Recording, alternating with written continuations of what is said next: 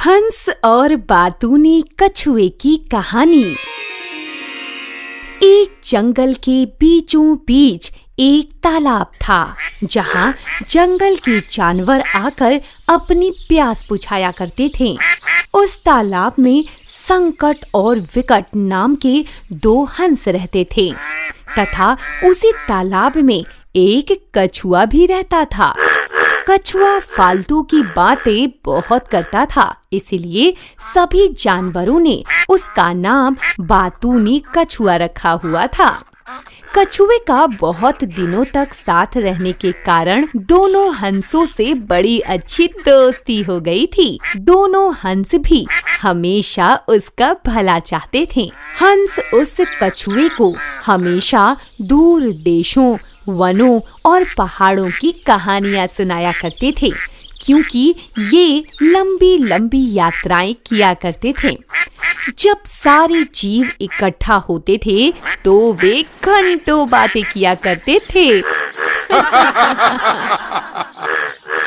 कैसे हो बातूनी कछुआ भाई, हाल चाल ठीक है ना? अरे हाँ मेढक भैया, बहुत अच्छे हैं और जिंदगी मजे में कट रही है। लेकिन अपनी बताओ, तुम कैसे हो? मेरी भी ठीक है। जब तक हमारे सरोवर में भरपूर पानी है, हाल चाल तो ठीक ही रहेगा ना। अरे मित्र, संकट और विकट, तुम दोनों के तो बहुत ही सुंदर सुंदर पंख हैं। अपने पंखों की सहायता से दोनों खूब ऊंची ऊंची उड़ान भरते हो। हाँ मित्र कछुआ, क्यों नहीं? पंख होने का कुछ तो फायदा है। अच्छा मित्र, ये तो बताओ कि आसमान में उड़ने पर धरती कैसी दिखती है? मित्र बातूनी कछुआ, आसमान से देखने पर धरती बहुत ही सुंदर दिखती है। अरे मित्र, काश मैं भी तुम लोगों की तरह उड़ता तो पूरे संसार को ऊपर से देख पाता। अरे बातूनी कछुआ, तू तो दिन में भी बहुत सपने देखता है। क्या सपने देखना बुरी बात है? नहीं भाई बातूनी कछुआ, सपने देखने में कोई बुराई नहीं है। लेकिन मित्र, सपना कैसे पूरा हो, इस पर भी तो विचार करना चाहिए। और मित्र बातूनी कछुए, हम भी तो यही सोचते हैं कि काश हमारी पीठ भी तुम्हारी तरह मजबूत होते तो हमें कुछ भी ना होता, चाहे कोई हम पे कैसा भी वार कर देता। हाँ हाँ, सही कहा मित्र, हम दोनों में कुछ ना कुछ अजूबा तो है, लेकिन ऊपर वाले ने हमें कुछ ना कुछ सोच कर ही बनाया होगा। हाँ मित्र बातूनी कछुआ, ये तो सही बात है। हमें जो शरीर मिला है उसी में संतुष्ट रहना चाहिए। हाँ हाँ, सही कहा। हमें जो रूप मिला है दोस्त, वही अच्छा है। एकदम सही कहा मेढक भाई ने। हाँ, एकदम सही बात है। एक बार की बात है, गर्मी के मौसम में तालाब का पानी धीरे धीरे सूखने लगा। जंगल के अन्य जानवर भी पानी की तलाश में दूसरी जगह जाने लगे। यह देखकर हंसों ने कछुए से कहा, दोस्त बातूनी कछुआ, अब हम लोगों के बिछड़ने का समय आ गया है। जल्द ही हम लोग दूसरे एक बड़े सरोवर में चले जाएंगे, जो यहाँ से 20 कोस दूर है। वहाँ खाने पीने की कोई कमी नहीं है, क्योंकि वहाँ का सरोवर कभी नहीं सूखता है। ऐसा क्यों कह रहे हो दोस्त? तुम अपने मित्र को छोड़कर चले जाओगे? मैं तुम्हारे बिना कैसे रहूंगा? मुझे तो तुम्हारे साथ बातें करना अच्छा लगता है। अब मेरा क्या होगा? अब क्या कर सकते हैं मित्र कछुआ, इस तालाब का पानी तो लगातार कम हो रहा है और हो सकता है कि यह बहुत जल्दी सूख भी जाए। और जब ये तालाब सूख जाएगा तो भोजन कैसे मिलेगा? इस पर कछुए ने कहा, मित्र, मुझे तो अब यहाँ डर लगने लगा है, लेकिन मैं यह तालाब छोड़कर कैसे जा सकता हूँ? यहाँ आसपास कोई अन्य सरोवर भी तो नहीं है और मैं तो उड़ना भी नहीं जानता। कुछ ऐसा उपाय सोचो दोस्त, जिससे मैं भी दूसरे बड़े सरोवर में पहुँच जाऊं। अरे सोचो ना, अरे सोचो सोचो सोचो। अरे बस बस बस, हमें सोचने दो। देखो, हम तुम्हारी मदद करना चाहते हैं, लेकिन तुम ही बताओ कैसे करें, क्योंकि दूसरे सरोवर में पहुंचने पर तुम बच तो जाओगे, किंतु यहाँ से वहाँ काफी दूर तक भूमि पर चलना पड़ेगा। उस समय कैसे बचोगे? तब तक तो तुम वैसे ही मारे जाओगे।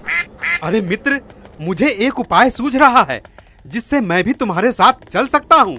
कौन सा उपाय? बताओ तो जरा, हम भी सुने। देखो, ध्यान से सुनो।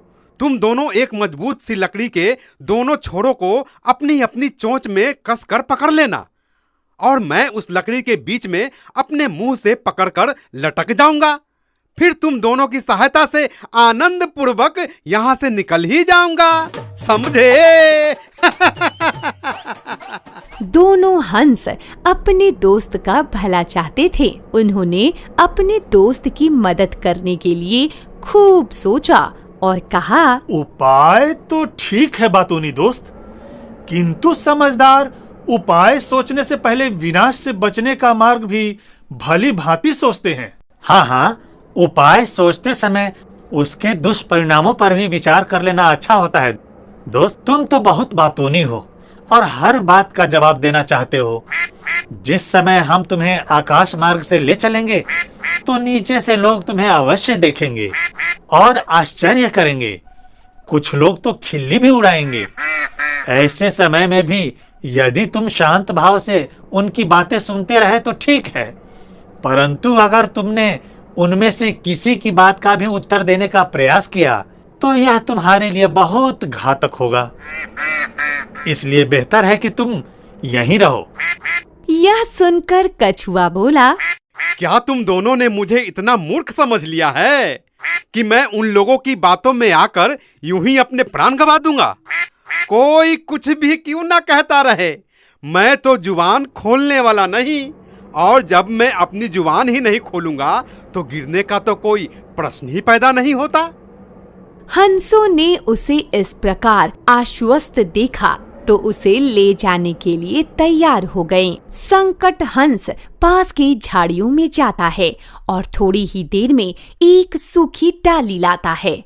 तब विकट हंस ने कहा, दोस्त बातूनी, इस लकड़ी को तुम अपने मुंह से उसे बीच में से पकड़ लेना, और लकड़ी का एक एक सिरा हम दोनों पकड़कर तुम्हें यहाँ से दूर उस बड़े सरोवर में ले जाएंगे, ठीक है? लेकिन मैं फिर चेतावनी देता हूँ, तुम रास्ते में कुछ भी नहीं बोलोगे। जब हम बड़े सरोवर पर पहुँच जाएंगे तभी तुम्हें जो बोलना है बोल सकते हो।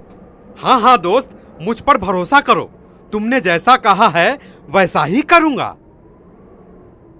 इसके बाद दोनों हंस कछुए को लेकर उड़ चले। पलक झपकते ही वे हवा से बातें करने लगे। कछुए के लिए तो यह जैसे किसी स्वप्न के समान था। अपनी पूरी जिंदगी में उसने अपने तालाब से बाहर कुछ भी नहीं देखा था। कुछ देर बाद वे किसी गांव के ऊपर से उड़ रहे थे तो बच्चे तालियां बजाने लगे। गांव वालों ने ऐसा पहली बार देखा था। सभी आश्चर्य से उन्हें देख रहे थे। किसी ने कभी भी कछुए को इस तरह आसमान में उड़ते नहीं देखा था। वे तरह तरह की बातें करने लगे। अरे अरे ये देखो, उड़ने वाला कछुआ। उड़ने वाला कछुआ? क्या कछुआ उड़ता भी है? अरे ऐसा कछुआ तो पहले कभी देखा ही नहीं था। तुम ही देखो, तुम ही देखो। जब कछुआ और हंस आसमान से गुजर रहे थे तब लोगों की बातों को सुनकर कछुए को काफी गुस्सा आ रहा था। किसी प्रकार एक गांव तो निकल गया। जब दूसरे गांव में भी उसी प्रकार की बातें होने लगी तो कछुए का धीरज जवाब दे गया। अरे देखो देखो, उड़ने वाला कछुआ। ऐसा कछुआ तो कभी पहले देखा ही नहीं था। ये कैसा कछुआ है जो उड़ रहा है? गांव वालों के ताने सुन सुनकर उसे क्रोध आने लगा था। उससे रहा नहीं गया और गुस्से में जैसे ही उसने बोलने के लिए अपना मुंह खोला, उसके मुंह से लकड़ी छूट गई और वो नीचे गिरने लगा। अरे नीचे क्या हो रहा है?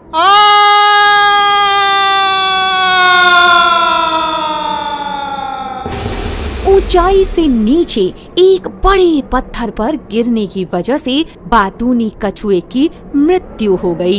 ये क्या हो गया दोस्त? आखिर तुमने मेरी बात नहीं मानी।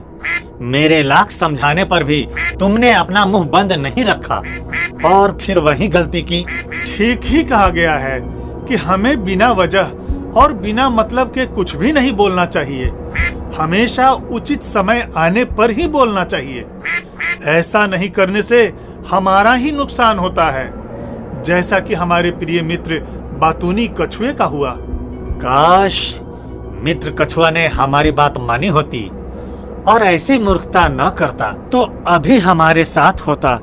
कम से कम सच्चे मित्रों की सलाह को तो अवश्य ही माननी चाहिए, लेकिन अब कर ही क्या सकते हैं। और दोनों हंस दुखी होकर अफसोस करते हुए वहाँ से दूसरे सरोवर चले गए।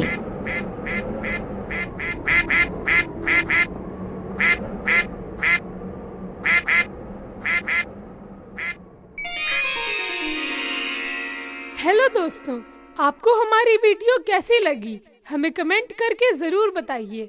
स्टोरी को लाइक और शेयर करें और हाँ, हमारे चैनल को सब्सक्राइब करना ना भूलें। Thank you.